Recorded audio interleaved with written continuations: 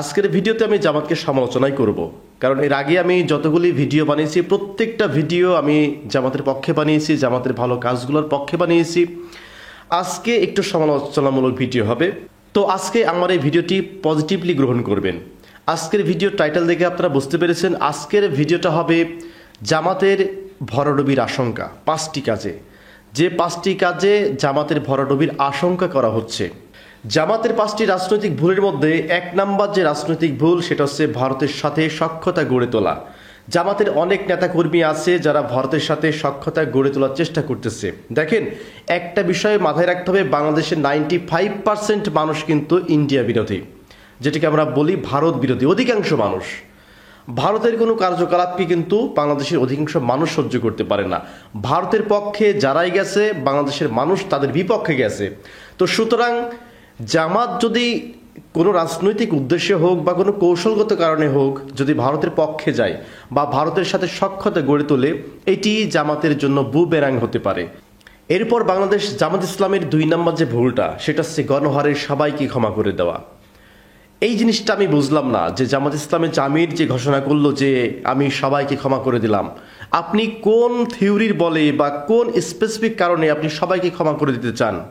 এই যে কোটচাঁদপুরে শিবিরের একজন ছেলেকে ওখানকার যিনি আওয়ামী লীগ নেতা ছিলেন বা এমপি ছিলেন, তার নির্দেশে যে সমস্ত ক্যাডাররা তাকে হত্যা করে তার চোখ দুটো তুলে ফেলল। তার মা চিৎকার করে ওই দিনকে বলল যে আমার পোলারে তোরা মারবি মার, কিন্তু চোখটা কেন উঠাই নিলি? আপনি সবাইকে গণহারে ক্ষমা করার আগে তার ওই মায়ের কাছ থেকে পারমিশন নিয়েছেন? এরকম অসংখ্য জামাত কর্মী, অসংখ্য অন্যান্য দলের কর্মী যারা বিগত দিনে যাদের উপরে অন্যায় অত্যাচার, কাউকে মেরে ফেলা হয়েছে, কারো ভাইকে মেরে ফেলা হয়েছে, বোনকে মেরে ফেলা হয়েছে, স্ত্রীকে ধর্ষণ করা হয়েছে, কারো হাত নাই পা নাই, পঙ্গু করে ফেলা হয়েছে, আর আপনি তাদের কাছ থেকে কোনো পারমিশন না নিয়ে আপনি সবাইকে ক্ষমা করে দেওয়ার অধিকার আপনাকে কে দিল? এই প্রশ্নটা করতেই পারি সাধারণ জনগণ, যে আপনি ক্ষমা করে দেওয়ার কে? যদি ক্ষমা করে দিতে হয় তাহলে পর ওই যার বোন ধর্ষণ হয়েছে, যার স্ত্রী ধর্ষিত হয়েছে, যার স্বামী মারা গেছে, যার কন্যা মারা গেছে, যার সন্তান মারা গেছে, তাদের আত্মীয় স্বজন যদি ক্ষমা করে তাহলে ক্ষমা। এরপর 3 নম্বরে যে কারণে জামাতের ভরাডুবি হতে পারে, রিসেন্টলি আমি দেখতেছি এই যে ডক্টর শফিকুল ইসলাম মাসুদ, তিনি বিভিন্ন সেমিনারে গিয়ে বলতেছেন যে আল্লাহর আইনকে যারা তোয়াক্কা করে না তাদের সাথে আমাদের কোনো সম্পর্ক নেই। আমরা যদি ক্ষমতায় আসি বাংলাদেশের শরীয়ত আইন বাস্তবায়ন করব, আল্লাহর আইন বাস্তবায়ন করব। এই যে কথাগুলো না, এইগুলা ভোটের আগে যদি আপনি বলেন, আপনাদের ভোট কিন্তু কমে যাবে। দেখেন, আমি এর আগেও কিন্তু বলেছি এই বিষয়টা নিয়ে, যে আমাদের বাংলাদেশের ঘরে ঘরে তৌহিদি জনতা, ইসলাম প্রিয় মানুষ, অনেক ইসলামকে পছন্দ করে, ইসলামকে ভালোবাসে। দেখেন, আমি জাস্ট একটা উদাহরণ দেবো আপনাদেরকে, যদি মাথায় একটু ব্রেন থাকে বুঝে নেবেন। যে কোনো মহল্লায় বা একটা গ্রামে মনে করেন যে 3000 মানুষ বসবাস করে। ওই 3000 মানুষ একদিন ওয়াজ মাহফিলের আয়োজন করলো, হুজুর সারা রাত ধরে ওয়াজ করলো, করার পরে ওয়াজ শেষ হলো, ফজরের সময় প্রতিদিন যে 50টা করে মুসল্লি হয়, সেই 50টা মুসল্লি হইল। তার মানে ওয়াজে যে 3000 মানুষ আসলো, এই 3000-এর সাথে আপনি প্রকৃতপক্ষে যারা ধার্মিক তাদের সাথে কম্পেয়ার করতে পারেন না, কারণ এরা হচ্ছে সেকুলার ধার্মিক। তো এই যে তৌহিদি জনতা যারা আছে, তারা যারা বলে যে আমরা পাশে আছি, এই করব সেই করব, এরা না যখন প্রকৃতপক্ষে শরীয়ত আইন বাস্তবায়ন করার কথা বলা হয় তখন কিন্তু এরা থাকে না। যদি থাকতো, এই যে ইসলামিক আন্দোলন চরমোনাই তো প্রকৃতপক্ষে শুরুতেই ঘোষণা দিয়ে আসে যে আমরা যদি ক্ষমতায় যাই আমরা শরীয়ত আইন বাস্তবায়ন করব, চুরি করলে পারে হাত কেটে দেবো, জেনা করলে পারে পাথর মেরে ফেলবো। চরমোনাই তার যেখানেই ক্যান্ডিডেট দিয়েছে সেখানেই ভরাডুবি। তো এদেশের মানুষ কিন্তু এরকম। আগে এই দেশের মানুষ সম্পর্কে আপনাকে বুঝতে হবে যে এরা মুখে বলবে ইসলাম বাস্তবায়ন করব, কিন্তু অন্তর দিয়ে এরা কিন্তু করতে চাইবে না। এরপর 4 নম্বরে যে পয়েন্টের কারণে জামাত থেকে মানুষ মুখ ফিরিয়ে নিচ্ছে, সেটা হচ্ছে যে ধর্মীয় উগ্রবাদীদের ব্যাপারে জামাত একেবারে নিশ্চুপ। দেখেন, বাংলাদেশে বিএনপি ধর্মভিত্তিক রাজনীতি করে না, আওয়ামী লীগ ধর্মভিত্তিক রাজনীতি করে না, জাতীয় পার্টি ধর্মভিত্তিক রাজনীতি করে না, জামাত ধর্মভিত্তিক রাজনীতি করে। তো সুতরাং এই ধর্মকে নিয়ে যারা লীলা খেলা করবে তাদেরকে প্রতিহত করার দায়িত্ব হচ্ছে আপনাদের। এই যে যতগুলো আমরা দেখেছি যে নারায়ে তাকবীর আল্লাহু আকবার বলে যতগুলি মন্দির কি বলে মাজার ভেঙে ফেলা হলো, এরপরে এই যে নারীদের ফুটবল খেলাকে বন্ধ করে দেওয়া হলো, এইরকম ভাবে যেখানে মব সৃষ্টি করা হচ্ছে ধর্মের নাম দিয়ে। কিছুদিন আগে আমরা দেখলাম যে রোজায় না থাকার ফলে তাকে ওই বেত্রাঘাত করা হচ্ছে। তো এটা নিয়ে জামাতের কোনো বিবৃতি নাই কেন? এটা নিয়ে তো আওয়ামী লীগ বিবৃতি দেবে না, এটা নিয়ে তো বিএনপি বিবৃতি দেবে না, এটা নিয়ে অন্য কোনো সংগঠন তো বিবৃতি দেবে না। এটা নিয়ে বিবৃতি দিতে হবে জামাত ইসলামকে। তো এইটা বিবৃতি না দেওয়ার ফলে মানুষ মনে করতেছে যে এই যে কাজগুলো হচ্ছে এইগুলা জামাতের লোকজন করতেছে।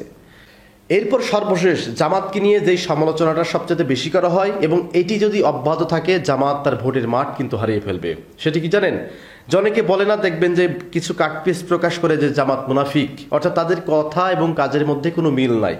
সেই পথেই কিন্তু এই জামাত কিন্তু এগিয়ে যাচ্ছে। জামাতের আমির বলতেছে যে আমরা যদি ক্ষমতায় আসি তাহলে পরে নারীর স্বাধীনতা থাকবে ব্যাপক, নারী ইচ্ছা মতো চলাফেরা করতে পারবে, তার পোশাকের কারণে কোথাও বাধাগ্রস্ত হবে না। পক্ষান্তরে আমরা দেখতে পাচ্ছি ঢাকা বিশ্ববিদ্যালয়ের এক ছাত্রী ঠিকমতো ওড়না না পড়ার কারণে তাকে হেনস্থা করা হলো। এই বিষয়ে জামাত নিশ্চুপ। তা আপনি যে নারী অধিকার নিয়ে কথা বলতেছেন, তো ওইটা নিয়ে একবারও কথা বললেন না কেন? আপনি বলতেছেন আমরা ক্ষমতায় আসলে পারে নারী অধিকার নিশ্চিত করা হবে, নারীদের যে মর্যাদা সেটি আরো বৃদ্ধি পাবে। এরপরে আমরা পক্ষান্তরে ঠিক দেখছি উল্টা চিত্র। দিনাজপুরে লালমনিরহাটে মেয়েদের যে খেলার অনুষ্ঠান হয়, সেই সমস্ত খেলার অনুষ্ঠানে তৌহিদি জনতার নাম দিয়ে সেখানে হামলা করে তাদের প্যান্ডেলকে ভাঙচুর করা হলো। নাম হচ্ছে কার? জামাতের। তো আপনারা একদিক থেকে নারীদের উন্নয়নের কথা বলবেন, নারীর স্বাধীনতার কথা বলবেন, অন্যদিকে ঠিক মতো ওড়না না পড়ার কারণে তাকে হেনস্থা করবেন, অন্যদিকে তাদেরকে আপনি ফুটবল খেলাকে বন্ধ করে দিবেন। এইটা কি ধরনের দ্বিচারিতা? এইটা আমার বুঝে আসে না।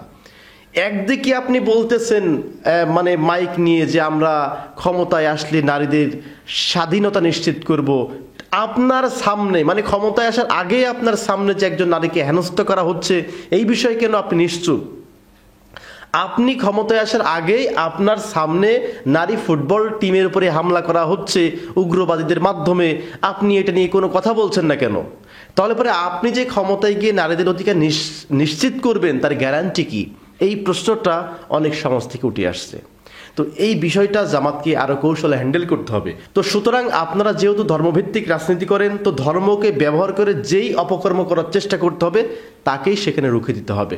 যদি আপনারা নিশ্চুপ থাকেন তাহলে এই দায়ভার কিন্তু মানুষ আপনাদের দিকেই দিবে। তো সুতরাং এই পয়েন্টটা খুব সেন্সিটিভ পয়েন্ট। আপনারা মুখে বলতেছেন নারী অধিকার আমরা দেব, পক্ষান্তরে দিনের পর দিন নারীদের অধিকার খর্ব করা হচ্ছে, আপনাদের পক্ষ থেকে একটাও প্রতিবাদ বাক্য আমরা কিন্তু পাচ্ছি না। তো এই 5টি কারণে জামাতের কিন্তু ভরাডুবির আশঙ্কা আছে। আমি আবারও বলছি, জামাতের যে সমস্ত নেতাকর্মী আছেন অতি উৎসাহিত হবেন না, অতি উৎসাহিত হলেই কিন্তু ভোট মাইনাস হয়ে যাবে। তো ভিডিওটি গুরুত্ব সহকারে নেবেন, সমালোচনাগুলোকে পজিটিভভাবে দেখবেন, যেখানে আপনাদের ভুল সেই ভুলগুলোকে সংশোধন করার চেষ্টা করবেন। ভালো থাকবেন, ধন্যবাদ সবাইকে।